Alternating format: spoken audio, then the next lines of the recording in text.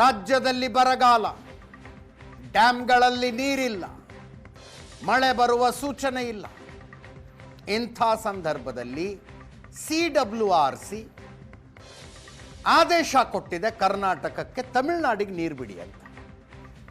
ಎಲ್ಲಿಂದ ಬಿಡೋದು ನೀರು? ರಾಜ್ಯದ ಅನೇಕ ಜಿಲ್ಲೆಗಳಲ್ಲಿ ರೈತರು, ಕನ್ನಡ ಪರ ಹೋರಾಟಗಾರರು ರೊಚ್ಚಿಗೆದ್ದು ಬೀದಿಗಿಳಿದಿದ್ದಾರೆ. ಬೆಂಗಳೂರು, ಮೈಸೂರು, ರಾಮನಗರ, ಚಾಮರಾಜನಗರ, ಮಂಡ್ಯ, ಶಿವಮೊಗ್ಗ ಸೇರಿ ಹಲವು ಕಡೆ ರೈತರ ಪ್ರತಿಭಟನೆ.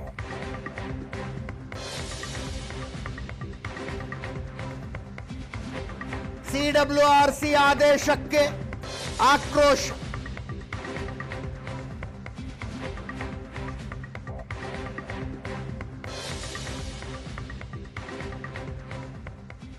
ಕನ್ನಡಿಗರ ಬದುಕು, ಕನ್ನಡಿಗರಿಗಾಗಿ ಹೋರಾಟ.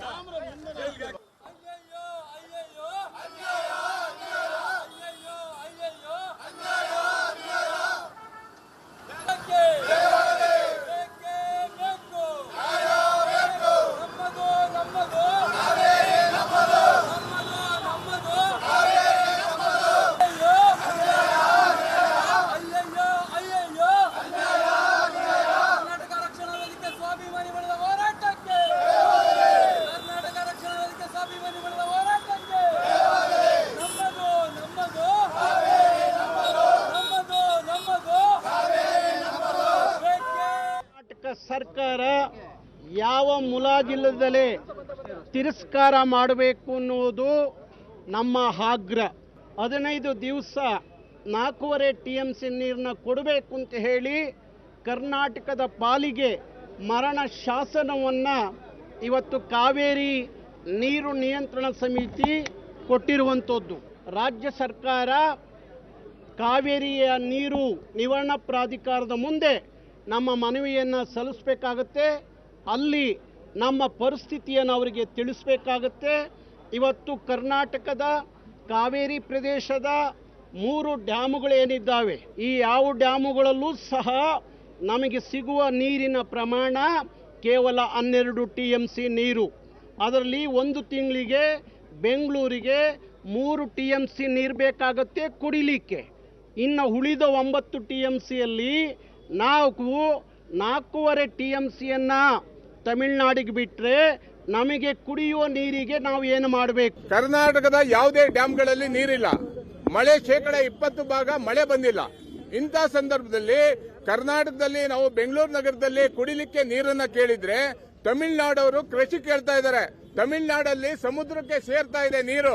ಕಾವೇರಿ ನಿರ್ವಹಣಾ ಮಂಡಳಿಯ ಆದೇಶವನ್ನ ತಿರಸ್ಕರಿಸಿ ನಮಗೆ ನೀರಿಲ್ಲ ಅಂತ ಸಂದರ್ಭದಲ್ಲಿ ನೀರು ಬಿಡಿ ಅಂದ್ರೆ ಹೆಂಗ್ ಸಾಧ್ಯ ನೀರು ಬಿಡಕ್ಕೆ? ಆದ್ರಿಂದ ಕಾವೇರಿ ಹಳ್ಳದಿಂದ ಬಂದಂತಹ ಮಾನ್ಯ ಮುಖ್ಯಮಂತ್ರಿಗಳಂತಹ DK ಶಿವಕುಮಾರ್ ಅವರು ಇನ್ನೂ 1 ವರ್ಷ ಇರೋದಷ್ಟೇನೆ. ನಿಮ್ಗೆ ಅಧಿಕಾರ ಮುಖ್ಯ ಅಲ್ಲ, ಜನರ ನಾಡಿ ಮಿಡಿತ ಮುಖ್ಯ.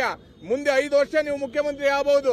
ಆದ್ರಿಂದ ಯಾವುದೇ ಕಾರಣಕ್ಕೂ ನೀರನ್ನ ಬಿಡಬಾರದು ಅನ್ನೋ ಒತ್ತಾಯವನ್ನ ಮಾಡ್ತಾ ಇದೀವಿ. ನಾವು ನಮ್ಮ ರೈತರಿಗೆ ಅನ್ಯಾಯ ಆಗೋದನ್ನ ಖಂಡಿತವಾಗಿ ಖಂಡಿಸ್ತೀವಿ. ಈ ರೈತರಿಗೆ ಅನ್ಯಾಯವನ್ನ ನಾವು ಖಂಡಿಸೋದು ಹೇಗೆ ಅಂದ್ರೆ ರಾಜ್ಯ ಸರ್ಕಾರ ಬದ್ಧತೆಯಿಂದ ಇರಬೇಕು. ಈ ಕೂಡಲೇ ಒಂದು ಹನಿ ನೀರು ಬಿಡೋದಿಲ್ಲ ನಾವು ಅಂತೇಳಿ ತೀರ್ಮಾನವನ್ನು ತೆಗೆದುಕೊಂಡು ಕರ್ನಾಟಕದ ರೈತರ ಹಿತವನ್ನು ಕಾಪಾಡಬೇಕು. ಇಲ್ಲವಾದ ಪಕ್ಷದಲ್ಲಿ ಮುಂದಿನ ದಿನದಲ್ಲಿ ಹೋರಾಟದ ತೀವ್ರತೆಗೆ ಇವರೇ ಕಾರಣ.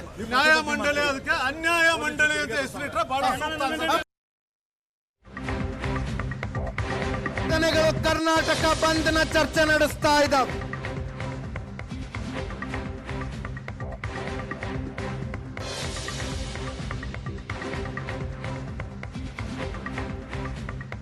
ನಾಡಿದ್ದು ನಿರ್ಧಾರ ಅಂತೆ.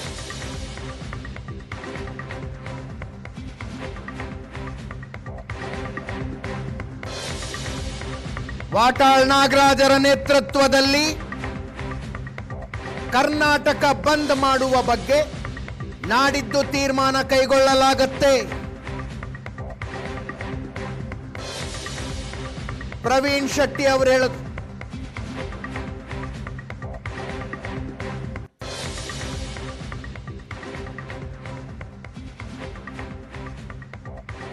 ನಮ್ಮಲ್ಲಿ ನಾವೆಲ್ಲ ಒಮ್ಮತ ಒಗ್ಗಟ್ಟಾಗಿದ್ದೇವೆ. ಆದ್ದರಿಂದ ಅಖಂಡ ಕರ್ನಾಟಕ ಬಂದ್ ಕರೆದೇ ಕರಿತೀವಿ. ಹೇಳ್ತೀರಿ ಕರಿತೀವಿ. ಒಂದು ಕಡೆ ಮಹದಾಯಿ ಅನ್ಯಾಯ ಆಗಿದೆ, ಮೇಕೆದಾಟ್ ಅನ್ಯಾಯ ಆಗಿದೆ. ಕಾವೇರಿ ನೀರು ಬಿಡಬೇಕು. ಪ್ರತಿದಿನ 3,500 ಕ್ಯೂಸೆಕ್ಸ್ ನೀರು, ಸುಮಾರು 5 TMC ನೀರಾಗುತ್ತೆ. 5 TMC ನೀರನ್ನ ಬಿಟ್ರೆ ನಮಗೆ ಎಣ ಸುಡಕ್ಕೆ, ಎಣ ನೇಸಕ್ಕೆ ನೀರಿಲ್ಲ, ಎಣಕ್ಕೆ ಮೈ ತೊಳೆಯಕ್ಕೆ ನೀರು ಬರೋದಿಲ್ಲ. ಈ ಪರಿಸ್ಥಿತಿ ಇದೆ. DK ಶಿವಕುಮಾರ್ ಅವರಿಗೆ ನೇರವಾಗಿ ಹೇಳ್ತಾ ಇದ್ದೀನಿ, ಯಾವುದೇ ಮುಲಾಜಿಲ್ಲದೆ ತಮಿಳುನಾಡಿಗೆ ಒಂದು ಹನಿ ನೀರು ಬಿಡக்கூಡದು. ನೀರು ಬಿಟ್ರೆ ನಿಮ್ಮ ಸರ್ಕಾರ ರಾಜೀನಾಮೆ ಕೊಡಬೇಕಾಗತ್ತೆ. ಇದು ಬಹಳ ಗಂಭೀರವಾಗಿ ಹೇಳ್ತೇವೆ.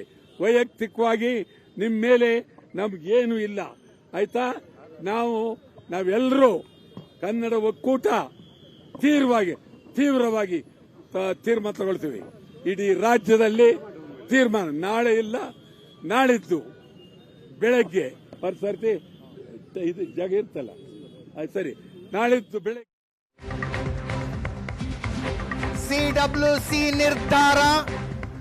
CWRC ನಿರ್ಧಾರ ಪ್ರಶ್ನಿಸಿ ಕರ್ನಾಟಕದಿಂದ ಮೇಲ್ಮನವಿ.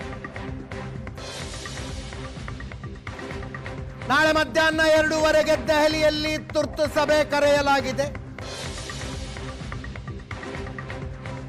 CWMA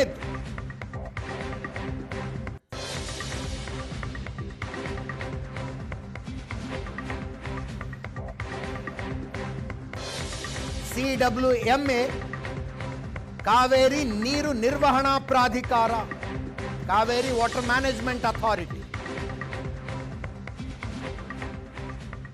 CWRC Cauvery water regulatory council.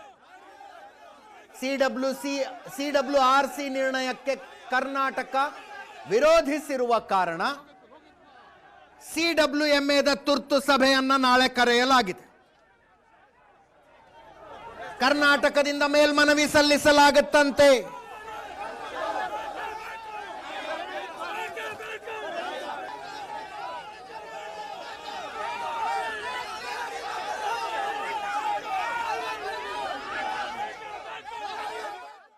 ನಿನ್ನೆ ಸ್ವಲ್ಪ ನೀರು ಬಿಡಬೇಕು ಅಂತೇಳಿ ಆದೇಶ ಕೊಟ್ಟಿದ್ದಾರೆ.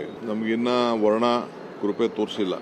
2 ಬಾರಿ ಅವರು ಅವ್ರ ರಿಕ್ವೆಸ್ಟ್ನ ರಿಜೆಕ್ಟ್ ಮಾಡಿದ್ರು. ಸೊ ನಾನು ಅವ್ರ ಆರ್ಡರ್ನ ಅಪೀಲ್ ಮಾಡಲಿಕ್ಕೆ ನಮ್ಮ ಮಂತ್ರಿಗಳು ರಾಮಲಿಂಗಾರೆಡ್ಡಿ ಅವರು ಮತ್ತು ಎಲ್ಲ ಅಧಿಕಾರಿಗಳ ಹತ್ರ ಚರ್ಚೆ ಮಾಡಿದ್ದೇನೆ. Against that order we are appealing. So ಆಮೇಲೆ ನಾವು ತೀರ್ಮಾನ ಮಾಡ್ತೀವಿ. ಅದಾದ್ಮೇಲೆ ನಾನು ಅಪೋಸಿಷನ್ ಪಾರ್ಟಿ ಲೀಡರ್ಸ್ ಹತ್ರ ಕೂಡ ನಾನು ಬೆಂಗಳೂರು ಹೋದ್ಮೇಲೆ ಮಾತಾಡ್ತೀನಿ. ತಮಿಳುನಾಡು ಚೀಫ್ ಮಿನಿಸ್ಟರ್ ಕೂಡ ನನ್ನ ಹತ್ರ ಬಂದು ಮಾತಾಡಲಿಕ್ಕೆ, ಕೆಲವು ವಿಚಾರಗಳನ್ನ ಮಾತಾಡಲಿಕ್ಕೆ ಇಂಗಿತವನ್ನು ವ್ಯಕ್ತಪಡಿಸಿದ್ದಾರೆ. ನನ್ನ ಹತ್ರನೂ ಫೋನಲ್ಲಿ ಮಾತಾಡಿದ್ದಾರೆ. ಸೊ ನಾವು ಕೂಡ ಗೌರವದಿಂದ ಅವ್ರಿಗೆ ನೋಡಬೇಕಾದ್ದು ನಮ್ಮ ಕರ್ತವ್ಯ. ಜೊತೆಗೆ ನಾನು ಕೂಡ ನಮ್ಮ ರಾಜ್ಯದ ಕಾವೇರಿ ಜಲಾನಯನ ಪ್ರದೇಶದ ಕೂಡ ನೀವು ನೋಡಿ ಅಂತ ಕೂಡ ಒಂದು ರಿಕ್ವೆಸ್ಟ್ ಮಾಡಿದ್ದೇನೆ. ನಮಗೆ ಕುಡಿಯೋದಕ್ಕೆ ನೀರಿಲ್ಲ ಅನ್ನುವಂಥ ಸನ್ನಿವೇಶ ಇರುವಾಗ ಅವರು 3,500 ಕ್ಯೂಸೆಕ್ಸ್ ಅನ್ನ ನೀರು ಕೊಡಬೇಕು ಅಂತ ಹೇಳುವಂಥದ್ದು ಎಷ್ಟು ಸರಿ ಅಂತ. ನಮ್ಮಲ್ಲಿ ಇದ್ದಾಗ ಕೊಡೋಣ, ತೊಂದರೆ ಇಲ್ಲ. ಅದ್ರ ಬಗ್ಗೆ ಮುಖ್ಯಮಂತ್ರಿಗಳು ಒಂದು ಸರ್ವಪಕ್ಷದ ಸಭೆಯನ್ನು ಕರಿಬೇಕು ಅಂತ ಪ್ರಸ್ತಾಪ ಮಾಡಿದ್ದಾರೆ. ತಮಿಳುನಾಡಿನ ಮುಖ್ಯಮಂತ್ರಿಗಳು ಬೆಂಗಳೂರಿಗೆ ಬರುವ ಸಾಧ್ಯತೆ ಕೂಡ ಇದೆ. ಒಂದು ವೇಳೆ ಅವ್ರು ಬಂದಾಗ ಅದನ್ನ ನಾವು ಅವರ ಜೊತೆಯಲ್ಲೂ ಕೂಡ ಪ್ರಸ್ತಾಪ ಮಾಡಬಹುದು. ನಮ್ಮ ನೀರಾವರಿ ಸಚಿವರು ಕೂಡ ರಾಮಲಿಂಗಾರೆಡ್ಡಿ ಅವರು ಕೂಡ ಬಂದಿದ್ರು ಅಲ್ಲಿಗೆ. ಇವತ್ತು ಅವರು ಸಭೆಯನ್ನ ಮಾಡಿದ್ರೆ ಅವರು ಒಂದು ತೀರ್ಮಾನ ತಗೊಳ್ತಾರೆ ಅಂತ ಅನ್ಕೊಳ್ತೀನಿ. ಇಲ್ಲ, ಸ್ವಾಭಾವಿಕವಾಗಿ ಅವರು ಮಂಡ್ಯದಲ್ಲಿ ಮತ್ತು ಸುತ್ತಮುತ್ತ ಎಲ್ಲ ಪ್ರತಿಭಟನೆಗಳನ್ನ ರೈತ ಸಂಘದವರು ಮತ್ತು ಬೇರೆ ಬೇರೆ ಸಂಘದ ಸಂಸ್ಥೆಗಳು ಮಾಡ್ತಾರೆ. ಅವರು ನಿನ್ನೆ ಕೂಡ ಮಾಡಿದ್ದಾರೆ. ನಾವು ನೋಡೋಣ ಏನು ಅಂತಿಮವಾಗಿ ಏನು ಸರ್ಕಾರ ತೀರ್ಮಾನ ತಗೊಳ್ಬೇಕು. ನಿನ್ನೆ ಆದಂಥ ಮೀಟಿಂಗಲ್ಲಿ CWRCನಲ್ಲಿ ಇವತ್ತಿಂದನೇ ಅಂದರೆ 29/7 ಇವತ್ತಿಂದನೇ ಬೆಳಿಗ್ಗೆ 8 ಗಂಟೆಯಿಂದನೇ 3,500 ಕ್ಯೂಸೆಕ್ಸ್ 15 ದಿನಗಳ ಕಾಲ ಬಿಡಬೇಕು ಅಂತ ಆದೇಶ ಮಾಡಿದ್ದಾರೆ. 1/3 ಮಾತ್ರ ಮಳೆ ಬಿದ್ದಿದೆ, 2/3 ಮಳೆ ನಮ್ಮಲ್ಲಿ ಬಿದ್ದಿಲ್ಲ. ನಮ್ಮಲ್ಲಿ ಇರ್ತಕ್ಕಂಥ ನೀರು ಕೂಡ ಸುಮಾರು ಒಂದು 46 TMC ಇದೆ. ಮತ್ತು ಇವತ್ತು ಅವರು ಆದೇಶ ಕೊಟ್ಟಿರೋದನ್ನು ನಾವು ಪಾಲಿಸೋದಕ್ಕೆ ನಮಗೆ ಕಷ್ಟ ಆಗುತ್ತೆ. ಅದಕ್ಕೆ ಅಪೀಲ್ ಹೋಗಬೇಕು ಅಂತ ನಮ್ಮ ತೀರ್ಮಾನ ಆಗಿದೆ. ಅದರಿಂದ ಇವತ್ತು ನೀರು ಇಲ್ಲದೆ ಇರೋದ್ರಿಂದ ನಾವು ನೀರು ಬಿಡೋಕ್ಕೆ ಆಗೋದಿಲ್ಲ. CWRC ಆದೇಶ ಕೊಟ್ಟರೆ ಅಪೀಲು ನಾವು CWMAಗೆ ಹೋಗಬೇಕು, ಮಾನಿಟರಿಂಗ್ ಅಥಾರಿಟಿಗೆ ಹೋಗಬೇಕು. ಅದೆಲ್ಲ ಸುಳ್ಳು ಮಾಹಿತಿ. ಸುಮ್ಮನೆ ರಾಜಕೀಯ ಕಾರಣಗಳಿಗೆ ವಿರೋಧ ಪಕ್ಷದಲ್ಲಿದ್ದಾರೆ, ಅವರು ಆ ರೀತಿ ಮಾಡ್ತಾರೆ ಅಷ್ಟೇ. ಯಾವಾಗಲೂ ನಿರಂತರವಾಗಿ ಅದು ನಡ್ಕೊಂಡೇ ಬಂದಿದೆ. ಅಪ್ಪರ್ ರೈಪೇರಿಯನ್ ಸ್ಟೇಟ್ಸ್ ಇರ್ತೀವಿ, ರಿಕ್ವೈರ್ಮೆಂಟ್ ಏನಿದೆ, ನಮ್ಮಲ್ಲಿ ಎಷ್ಟು ನೀರಿದೆ, ನೀರಿದ್ದ ತಾನೇ ನಾವು ಬಿಡೋದು. ನೀರಿಲ್ಲದಾದಾಗ ನಾವು ಬಿಡಲಿಕ್ಕಾಗಲ್ಲ. ಅವಾಗ ಸಂಕಷ್ಟ ಸೂತ್ರ ಬರ್ತದೆ. ಅದೆಲ್ಲವನ್ನ ಕೂಡ ವಿಚಾರ ಮಾಡಿ ಇವತ್ತು ಮುಖ್ಯಮಂತ್ರಿಗಳು ದೆಹಲಿಯಲ್ಲಿದ್ದಾರೆ, ಎಂಟೈರ್ ಟೀಮಲ್ಲಿದೆ, ನಮ್ಮ ನೀರಾವರಿ ಸಚಿವರು ರಾಮಲಿಂಗರೆಡ್ಡಿ ಅವರಿದ್ದಾರೆ. ಎಲ್ಲರೂ ಕೂಡಿ ಇವತ್ತು ದಿವಸ ನಮ್ಮ ಇರುವಂಥ ಲಭ್ಯತೆ, ನಮ್ಮ ಒಂದು ರಿಕ್ವೈರ್ಮೆಂಟ್ ನೋಡಿಕೊಂಡು ನಿರ್ಣಯಗಳನ್ನ ಇವತ್ತು ದಿವಸ ಯಾವಾಗಲೂ ಕೂಡ ಈ ಕಮಿಷನ್ಸು ಆಮೇಲೆ ಟ್ರಿಬ್ಯುನಲ್ಸು ತಗೋದು ಬಂದಿದೆ. ಬೆಳಗುಂದ್ರದಲ್ಲಿ 172 TMCಯನ್ನು ಸಾಮಾನ್ಯ ವರ್ಷದಲ್ಲಿ, ನಾರ್ಮಲ್ ಇಯರ್ದಲ್ಲಿ, ಕ್ರೈಸಿಸ್ನಲ್ಲೇ ಅವತ್ತೊಂದು ದಿವಸ ಪ್ರಪೋರ್ಷನೇಟ್ ಆಗಿ ಇವತ್ತೊಂದು ದಿವಸ ಇದು ಮಾಡಬೇಕು ಅಂತ ಹೇಳಿ ಇವತ್ತು ಬರಗಾಲವನ್ನು ಎದುರಿಸ್ತಾ ಇದ್ದೀವಿ. ರಾಜ್ಯದಲ್ಲಿ ಬರಗಾಲ ದೊಡ್ಡ ಸಮಸ್ಯೆಯಾಗಿ ನಮ್ಮನ್ನು ಕಾಡ್ತದೆ. ಕೆಲವು ಕಡೆ ಕುಡಿಯ ನೀರು ಸಮಸ್ಯೆ ಆಗಿದೆ, ಕೆಲವು ಕಡೆ ಬೆಳೆನೇ ಇಲ್ಲ. ಬೆಳೆ ಪರಿಹಾರ ಅಂತ ಬರಗಾಲ ಅಂತ ಘೋಷಣೆ ಮಾಡ್ಬೇಕಂತ ಜನರ ಬೇಡಿಕೆ ಇದೆ. ಈ ಮಹದಾಯಿ ಕಳಸಾ ಬಂಡರಿಗೂ ಕೂಡ ಕರ್ನಾಟಕದ ಮುಖ್ಯಮಂತ್ರಿಗಳು ಸನ್ಮಾನ್ಯ DK ಶಿವಕುಮಾರ್ ಸಾಹೇಬರು ಮತ್ತು ಅದೇ ರೀತಿಯಾಗಿ ಗೋವಾ ಮುಖ್ಯಮಂತ್ರಿಗಳು, ಮಹಾರಾಷ್ಟ್ರ ಮುಖ್ಯಮಂತ್ರಿಗಳು ಸೇರಿಕೊಂಡು ಒಂದು ಸಭೆ ಮಾಡಿದ್ರೆ ಇನ್ನೂ ಒಳ್ಳೆಯದಾಗೈತಿ. ಆ ರೀತಿಯಾಗಿ ಪ್ರಯತ್ನಗಳು ನಡೀಬೇಕನ್ನೋದು ನನ್ನ ಅಭಿಪ್ರಾಯ ಆಗಿದೆ.